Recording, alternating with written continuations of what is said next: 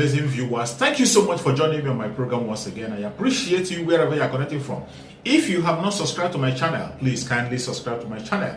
Click the notification bell so that you'll be notified each time I upload a video. You will be among the first to receive it. Thank you so much and remain blessed.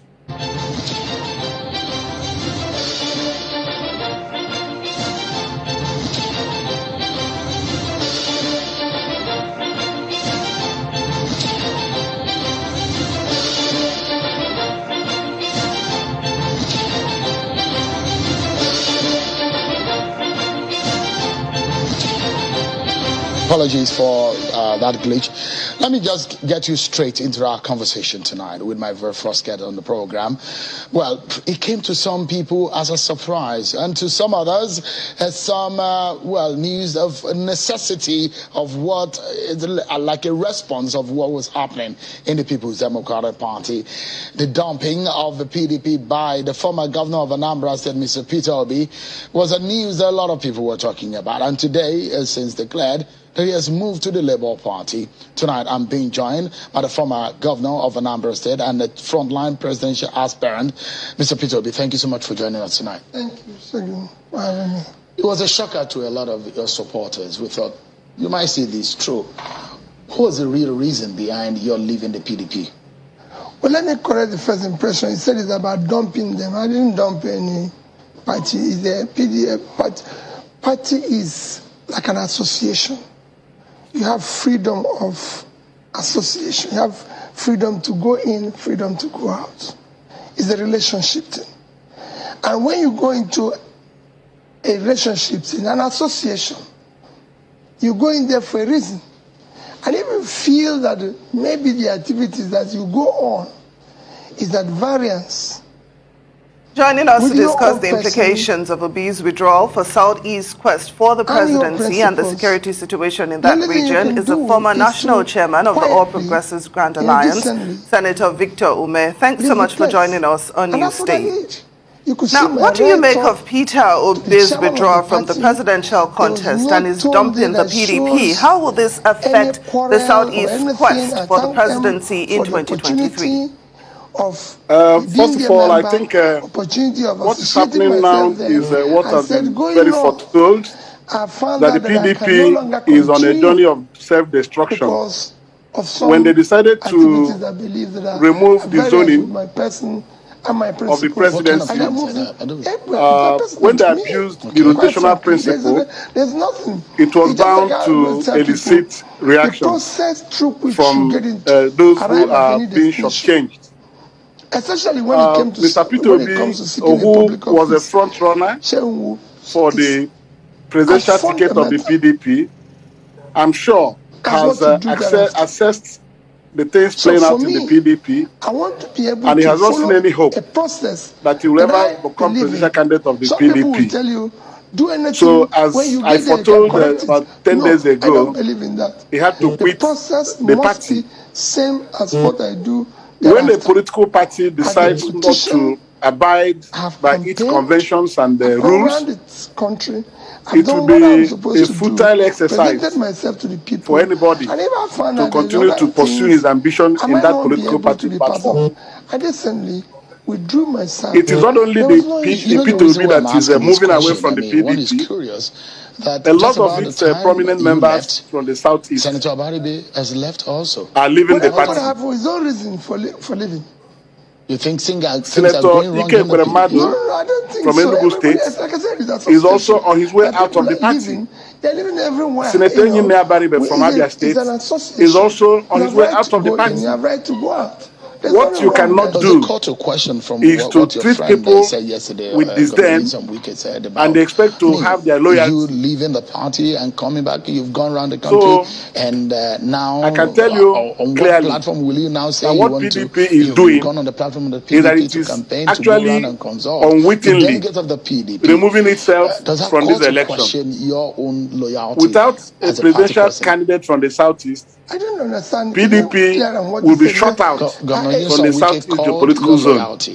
Because that is a very poor and bad way to reward a zone that has stood with the party for about 23 years now. You know, So I expect that more things will happen. Question my loyalty to the party. And it is good for the polity. Participated in everything. And when I'm because going when out, people begin to treat you as if you have no option, so decently, you activate all options available to you.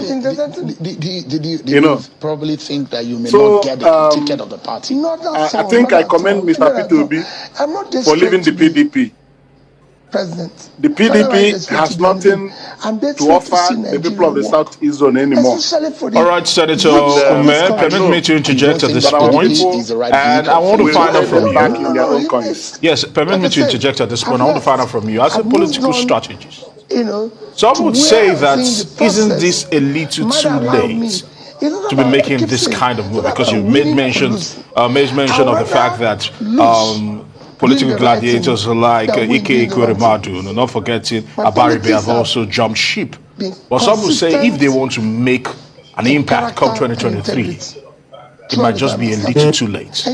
No. This action is not late in coming at all. The election is coming up in 2023, not 2022.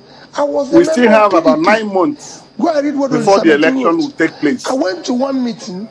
So 24 hours is a lot of time in politics. How much more when you are in a position to take an action that will still give you a headroom of about 8 months to campaign before the actual election? Won the election. So it is not late at all. I went to court. People can even still move out after the processes have been concluded. We still have opportunities for substitution. If the primaries end in the next 5 days or 6 days or 10 days or thereabouts, we still have rooms for substitution. I went to court. So by the time all these nominations are concluded, I became the first people will decide on what next to do.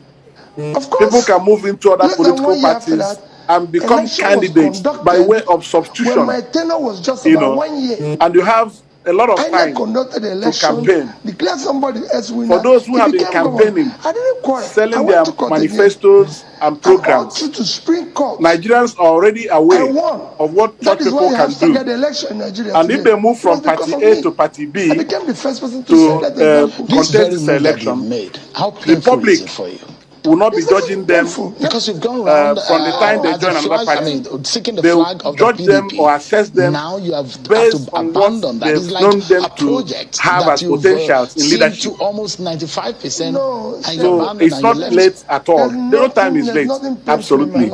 Senator Victor like I said about few, Senator Victor Ume, former national chairman of the All the parties conclude their primaries. So what informed the choice of Labour Party? Senator Victor Ume, former national chairman of the All Progressives Grand Alliance. Thank you so much for joining us on News. You mentioned something. Can I go back to the question you asked earlier about comments from your party? How does that come to you? There's something he talked about when he was talking. The one I think he mentioned when he talked about issue of integrity.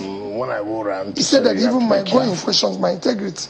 I don't know how that would came in, but I think when we talk about integrity, we should talk about integrity in management of public resources. It doesn't matter what problems we have in the party. In this we have to be inside it to settle the problem. When such things are mentioned about me, I feel the party, maybe there's something missing. So no way he would check my record as the governor.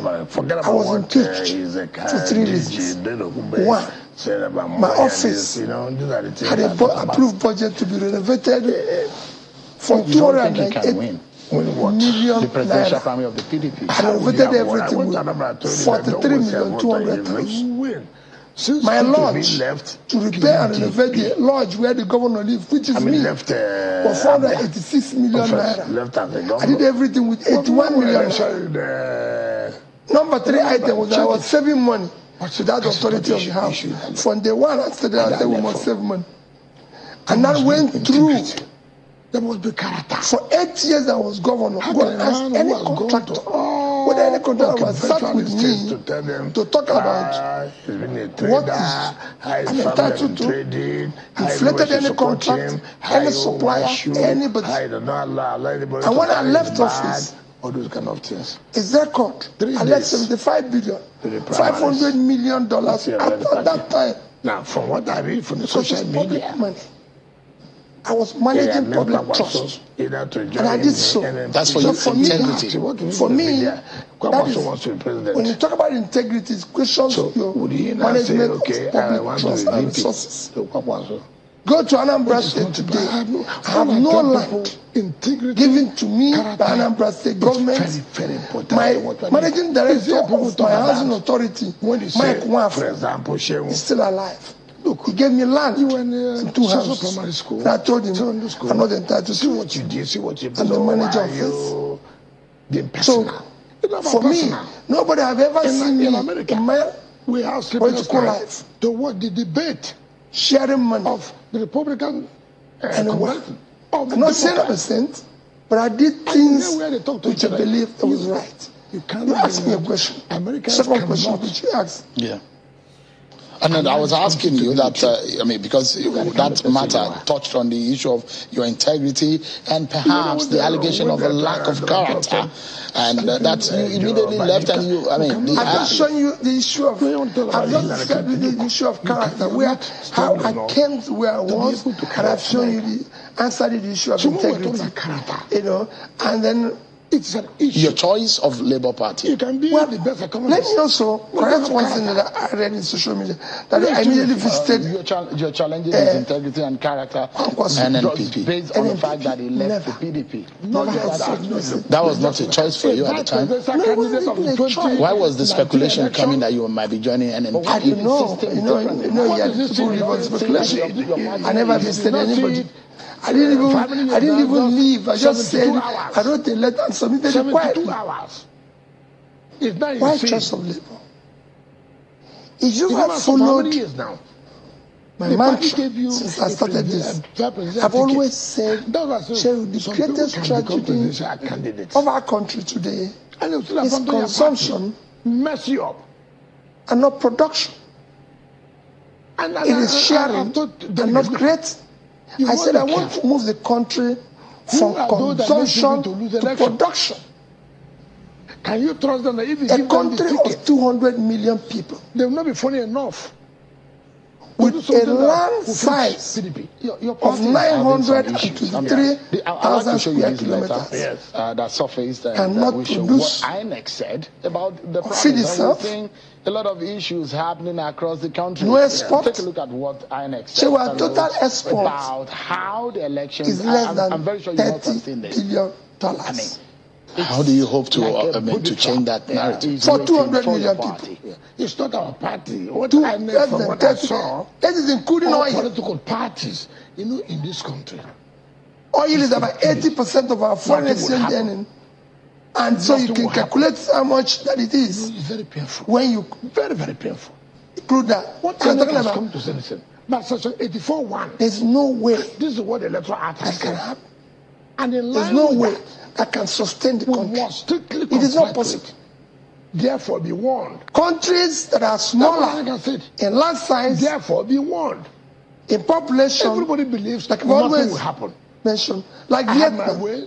He has his way. 100 million. 331,000 square kilometers of land. Your party in Anambra State. Total export. Your party in Imo. Last year, they're having issues. $312 billion. What I 97% are manufactured goods. We have watched what's going on in all the political parties. There's no production. I want to let you know. It must change. I'm going to ask you how you hope to change that, because at this point in time, millions of Nigerians are listening to those who want to get into the #1 city in the country, and the solution are the issues. But so much everyone for staying with us. Mr. Peter Obi, presidential aspirant who's moved now to the Labour Party, has been talking to us. Thank you so much, Mr. Obi, for your time tonight. Thank you. Yeah. So you were talking about, I mean, a lot of Nigerians, including myself, were interested in solutions. And I'm very certain that Nigerians are looking for the person who has the answers to the very many questions on the lips of a lot of Nigerians. So you're talking about export and our capacity as a Nigeria to generate revenue. Now, the question is, what would you do differently to turn around this very challenge of our country? So you see me go around the country talking about trade. It's clear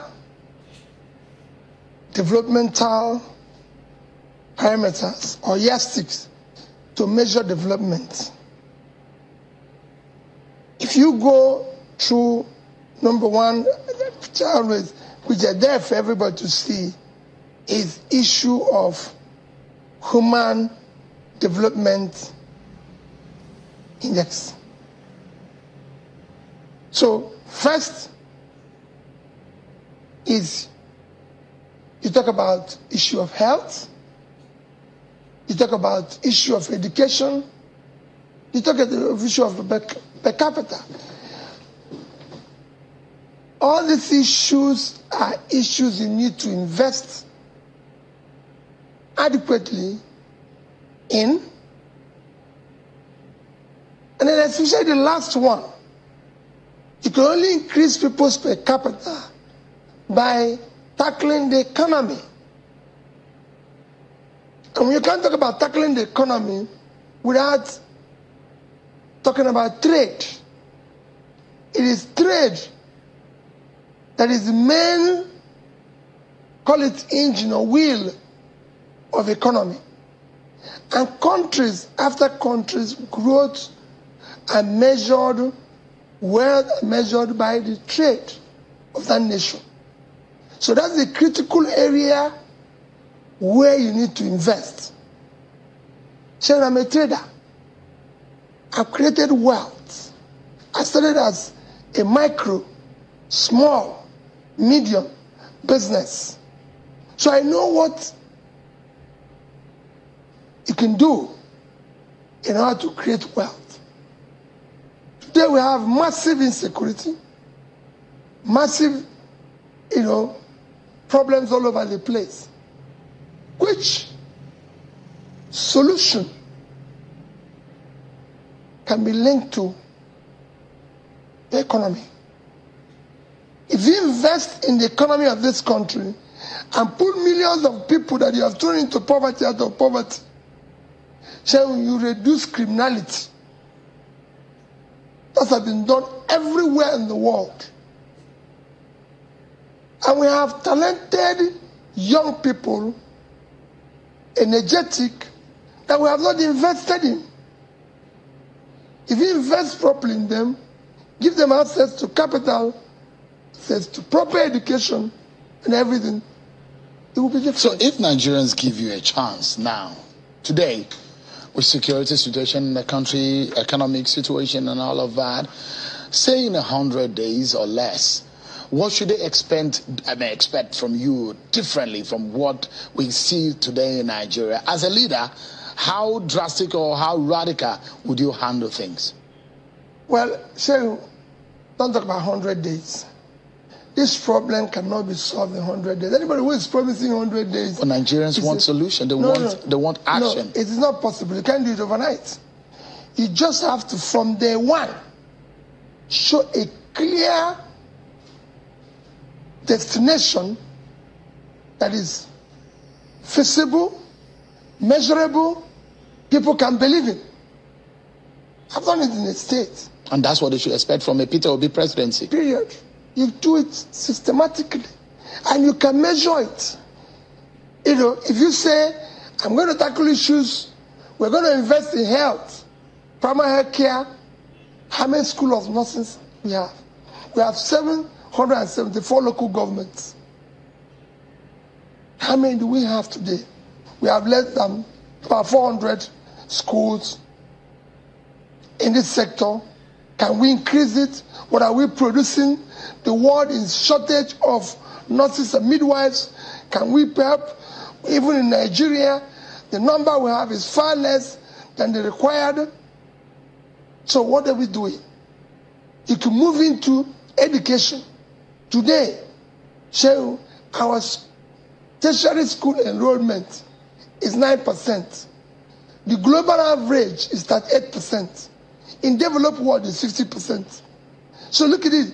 We are not even achieving a quarter of the global average. And worse, they're shut down for months now. You can't do that. You've said all of this, but the question is whether or not you are hoping to get a ticket of the Labour Party. That's the plan, isn't it? No. Chef, I've told you. My position in this whole exercise is not enshrined in desperation. But you hope to be the president of Nigeria? Yes. I hope to get the ticket. That's one of the reasons why you I hope to get the ticket. I hope to get the ticket. I have to campaign the way it should be. And I hope that the people will vote for me because I have an idea of how to turn around this sinking ship. Mr. Peter Obi, we need to let you go because we have a lot of obligations that we need to meet tonight. Thank you so much, and we hope that at some point, please create time so that we can talk extensively about some of your plans. Thank you so very much, Mr. Peter Obi, for joining us tonight. Thank you. We take another breather and a lot more on the program that we've lined up for you. Stay with us, everyone. We'll be right back.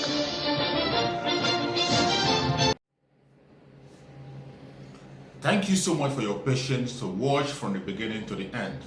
I hope you have learned something from the video you have just watched. The video you have just watched is to bring information to your doorstep and for educational purpose. It is not to demonize anybody.